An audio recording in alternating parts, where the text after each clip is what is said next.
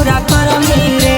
नालंदा जिला के रंगबाज पगली हिल से कोटले में भर देबो मांग पगली। हियम गया जिला के रंगबाज पगली बीच बजरिए में भर देबो मांग पगली। छोड़ा ऐसे तू कितना दिन रखमी रे, हमर सपना के कब पूरा करमी रे।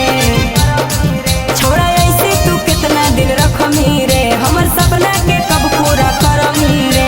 नालंदा जिला के रंगबाज पगली हिल से कोटले में भर देबो मांग पगली। हियम गया जिला के रंगबाज पगली बीच बजरिए में भर देबो मांग पगली। Mix by Sonu Yadav.